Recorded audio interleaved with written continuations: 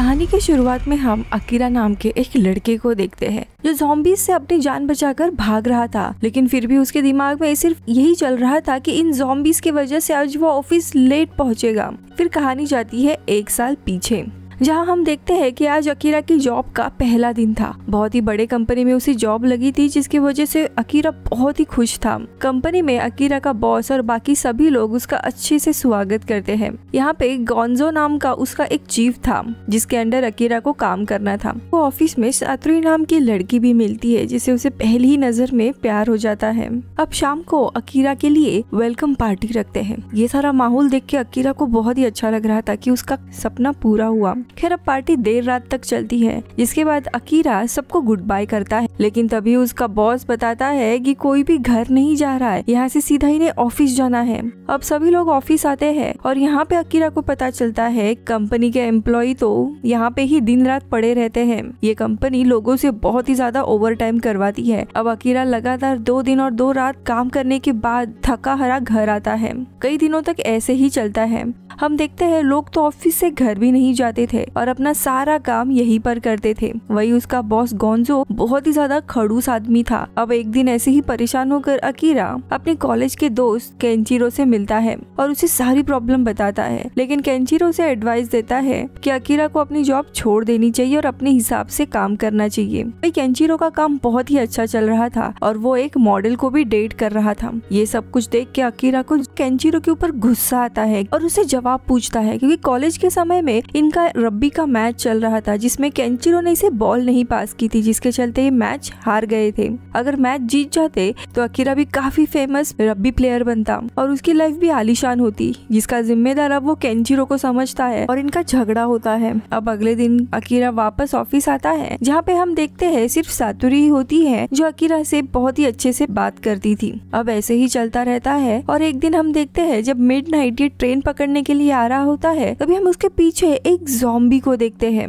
अब Akira train पकड़कर घर चला जाता है और घर पे सो जाता है। अगली सुबह 8 बजे कैसे तैसे उठकर तैयार होकर नीचे उतरता है तो वो देखता है कि उसका पड़ोसी किसी इंसान को खा रहा है। जब वो उन्हें बुलाता है तब हम देखते हैं कि उसका पड़ोसी अब ज़ॉम्बी बन गया है। फिर वो अकीरा के ऊपर हमला करने लगता है, लेकिन तभी अकीरा वापस ऊपर भागता है, लेकिन उसके पीछे और भी आसपास के ज़ॉम्बी लग जाते हैं। अकीरा को कुछ भी समझ नहीं आ रहा था। अब वो भागते हुए कैसे तैसे छत पे जाता है। हर जगह से ज़ॉम्बी हमला कर रहे थे, लेकिन उसे एक बैरियर दिखाई देता है। उसके पीछे वो कूद जाता है और उसकी जान बच जाती है।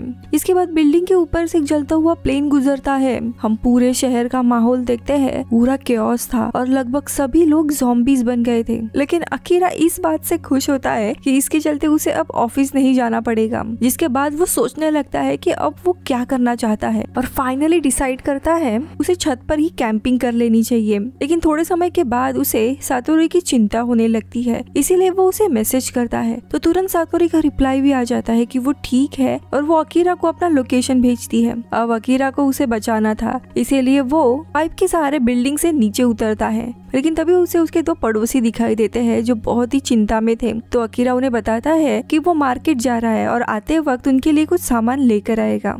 अकीरा फिर अपने साइकिल में बैठकर जल्दी से सातोरी के लोकेशन पर पहुंचता है। उसके घर का दरवाजा खुला हुआ था और धीरे धीरे वो अंदर जाता है। सातोरी बहुत ही डरी हुई थी। तभी अकीरा को घर के अंदर उसका मेन बॉस दिखाई देता है, जो कि ज़ॉम्बी बन गया था। असल में सातोरी और उसके बॉस का अफेयर चल रहा था और तभी अकीरा के ऊपर भी उसका ज़ॉम्बी बॉस हमला कर देता है, लेकिन अकीरा किसी तरह खुद को बचा लेता है। इतने में ही सातोरी उसके ज़ॉम्बी बॉस का सर ही फोड़ देती है, क्योंकि उसे गुस्सा था कि उसने अभी तक उससे शादी नहीं की थी। लेकिन तभी अकीरा की नजर उसके हाथ पर जाती है। सातोरी को भी ज़ॉम्बी ने काट लिया था, जिसकी वजह से वो भी धीरे धीरे ज़ॉम्बी बनने लगती है और अलग ही उसमें सुपर पावर आने लगती है और वो अकीरा पर हमला कर देती है। लेकिन अकीरा किसी तरह उससे बच जाता है और मायूस होकर वो वहाँ से निकल जाता है और सामान लेकर वापस वो पाइप से ऊपर जा रहा था। लेकिन तभी वो देखता है कि उसके पड़ोसी का घर पूरा खून से सना हुआ है,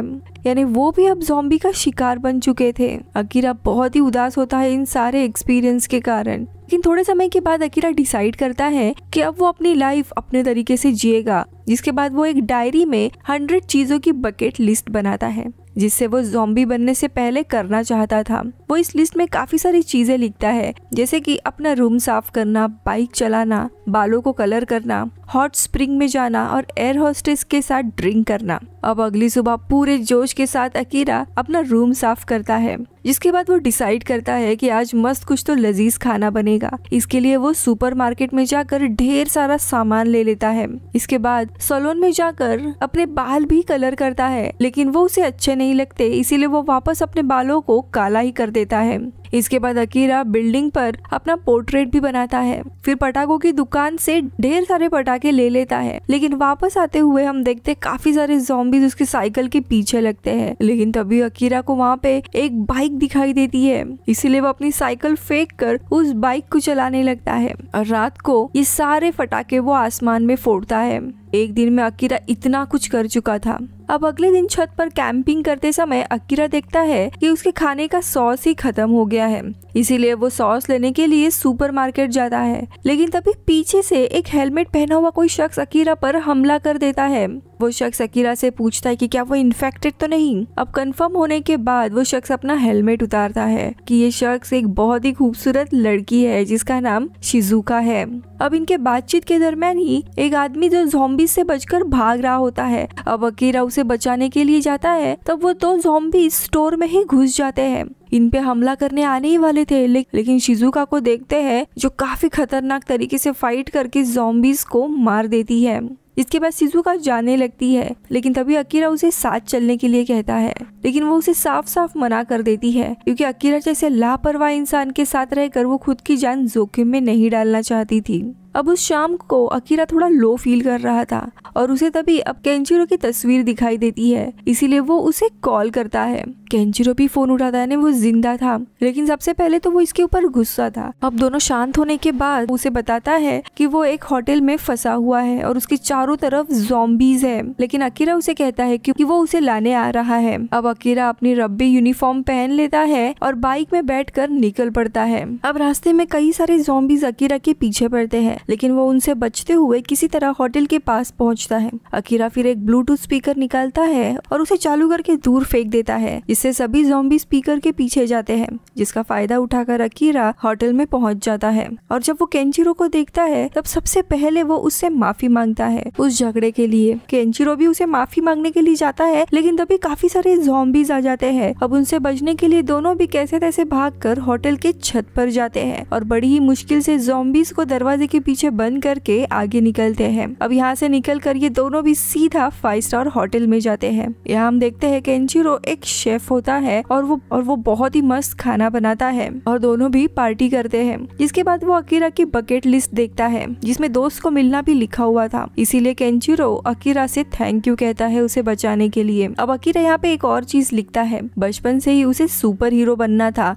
केंचिरो अपने मोबाइल पर देखता है कि पूरे टोक्यो में वायरस फैला हुआ है। वो सोचता है कि उन्हें जल्द से जल्द टोक्यो से बाहर जाना चाहिए, जिस पर अकीरा बोलता है कि उसे मरीन एक्वेरियम जाना है पहले, क्योंकि वहाँ पर एक स्पेशल सूट है जिसे पहनने पर शार्क भी इंसान को नहीं काट सकता, और अगर वो सूट अकीरा को मिल जाए तो ज़ॉम्बी उसका कुछ भी नहीं बिगाड़ पाएंगे और वो अपना सुपर हीरो का काम कर पाएगा। अब दोनों भी वहाँ जाने का प्लान बनाते हैं, लेकिन पहले उन्हें कुछ सामान लेना था, इसीलिए एक स्टोर आते हैं। अब स्टोर के बाहर अकीरा को एक आरवी वैन खड़ी मिलती है जिसमें उसे ट्रैवल करना था, लेकिन तभी हम देखते हैं वहाँ पर एक बस आती है जिसका एक्सीडेंट हो जाता है और काफी सारे ज़ॉम्बीज बस में बैठे लोगों के ऊपर अटैक करने लगते हैं। अब अकीरा कुछ लोगों को बचाने के लिए उन्हें स्टोर के अंदर बुला लेता है, जिनमें 2 लड़कियां, एक बस का ड्राइवर और वही लड़की शिजुका होती है। अब ये लोग स्टोर के अंदर आते हैं, जहाँ पे ड्राइवर बताता है कि वो सभी लोगों को लेकर मरीन एक्वेरियम ही जा रहा था, जहाँ पे ज़ॉम्बीज का कोई खतरा नहीं है। वहाँ पे काफी सारे लोग भी है और खाना भी मौजूद है,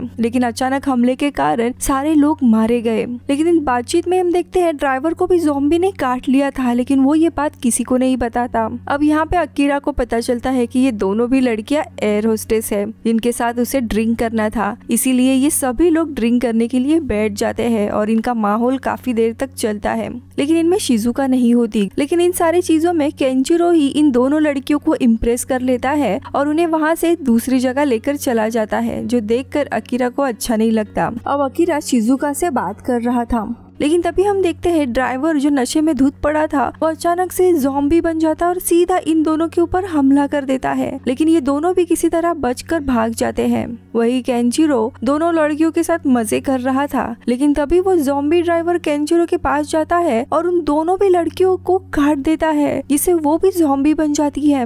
अब अकीरा किसी तरह केंचिरो को वहाँ से निकालता है और शटर खोलकर ये लोग जाने ही वाले थे, लेकिन तभी देखते हैं शिजुका को तीनों ज़ॉम्बीज ने घेर लिया है। अब अकीरा और केंचिरो वापस आकर कुछ पटाखे जला लेते हैं, जिससे ज़ॉम्बीज डिस्ट्रैक्ट हो जाते हैं और वो तीनों भी स्टोर से भाग जल्दी से उसी आरवी में बैठ जाते हैं और वहाँ से निकल जाते हैं। लेकिन शिजुका इनके ऊपर गुस्सा हो क्योंकि इन दोनों के कारण आज उसकी जान जा सकती थी, लेकिन केंचिरो से सुना देता है कि हमने ही तुम्हारी जान बचाई है। खैर अब थोड़े समय के बाद वो भी समझ जाती है कि साथ रहना ही सही होगा। अब रास्ते में ये लोग काफी सारे मजेदार चीजें करते हैं जो अकीरा के लिस्ट में शामिल था, और मजे करते हुए कुछ दिनों के बाद ये लोग एक्वेरियम पहुंच जाते हैं। लेकिन रास्ते में किसी ने खील बिछाई हुई थी, जिसके कारण इनके वैन का टायर फट जाता है और एक्सीडेंट से अकीरा बेहोश हो जाता है। अब अकीरा को जब होश आता है तो उसके सामने उसका बॉस यानी गोंजो खड़ा था।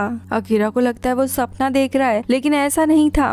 गोंजो उसे बताता है कि दरअसल सभी लोग यहाँ पे एड शूट करने के लिए आए हुए थे, लेकिन तभी ज़ॉम्बी पेंडेमिक शुरू हुआ था, इसीलिए उन्होंने इस जगह को अपना शेल्टर बना लिया, और जो लोग भी यहाँ पे शेल्टर लेने के लिए आते हैं उन्हें उसके बदले में यहाँ पे काम करना पड़ता है। अकीरा को यहाँ पे उसके दो पड़ोसी भी दिखाई देते हैं, इन्हें देखकर अकीरा बहुत ही खुश होता है। अब अकीरा देखता है कि शिजुका और केंचिरो से भी यहाँ पे मजदूरी करवाई जा रही है। गोंजो आगे बताता है कि उन्होंने मेन गेट पर ढेर सारे ज़ॉम्बीज बंद कर दिए हैं। ये उनके लिए सिक्योरिटी का काम करते हैं ताकि कोई बाहर का आदमी इनके अड्डे से खाना चुराने की कोशिश ना करे। गोंजो अब यहाँ का लीडर था। गोंजो फिर अकीरा को दोबारा उसके पास काम करने के लिए बोलता है, वरना उसके दोस्तों को ज़ॉम्बीज के बीच में फेंका जाएगा।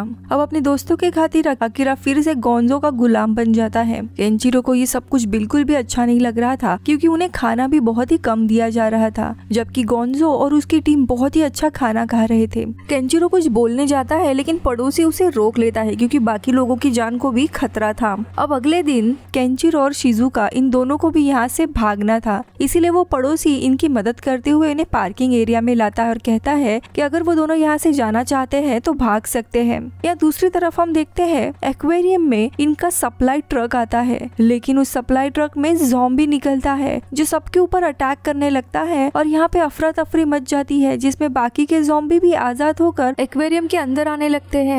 और हम देखते हैं कि ज़ॉम्बीज को एक शार्क भी खा लेता है। इन सारे खतरों से अनजान केंचिरो अकीरा को खींचकर लेकर आता है ताकि वे लोग भाग सके, लेकिन अकीरा पहले जैसा ही मायूस हो गया था कि लाइफ में कोई भी होप नहीं थी और उसे बाहर जाकर रिस्क नहीं लेना था। लेकिन तभी शिजुका अकीरा को उसकी बकेट लिस्ट दिखाती है और उससे अपने सपनों को पूरा करने के लिए कहती है, और तब जाके अकीरा को अक्ल आ जाती है और वो गोंजो को बताता है कि वो अब उसके लिए काम नहीं करेगा। लेकिन हम देखते हैं तभी वो सारे ज़ॉम्बी इन्हीं की तरफ आ जाते हैं, जिसे देखकर सभी लोगों को भागना पड़ता है। इधर गोंजो खुद की जान बचाने के लिए अपने ही साथियों को ज़ॉम्बीज के आगे धक्का दे देता है। अब अकीरा और केंचिरो बाकी सभी लोगों को एक सेफ कमरे में लेकर जाते हैं, तो इधर पानी में से एक शार्क बाहर निकलती है जो अब ज़ॉम्बी बन चुका था। शुरू में सबको लगता है कि जमीन पर ये शार्क उनका कुछ भी नहीं कर पाएगा, लेकिन तभी शार्क के अंदर से उन सभी इंसानों के पैर निकलते हैं जो उसने खाए थे और इन्हीं की तरफ आने लगता है। इसीलिए ये सभी लोग वापस उसी रूम में छुपने जाते हैं। तभी अकीरा को याद आता है कि गोंजो बाहर ही रह गया है। अकीरा अब गोंजो को बचाने के लिए बाहर आ जाता है, लेकिन इस बार वो उस सूट को पहन लेता है, लेकिन शार्क उस पर भारी पड़ने लगता है और इसीलिए केशिरो भी उसे बचाने के लिए आता है। वही दूसरी जगह इनके रूम में भी ज़ॉम्बीज आने लगते हैं और अकीरा उन सबको बचाने के लिए जाता है। ज़ॉम्बी बहुत ही ज्यादा थे। इधर शिजुका दो माइक्रोफोन को चालू करके पानी में फेंक देती है, जिससे ज़ॉम्बी उसके पीछे पानी में कूद जाते हैं, लेकिन इसके बावजूद वो शार्क नहीं मरता। अब शिजुका शार्क को मारने का एक प्लान बनाती है। अकीरा को बताती है कि वो उसे एक बैटरी देगी जिसे लेकर अकीरा को शार्क के नोज पे मारना होगा। अब केंचिरो बैटरी लेकर अकीरा के पास जाने लगता है। उसे वापस वैसे ही एंजाइटी होती है जैसे गेम के समय में हुई थी।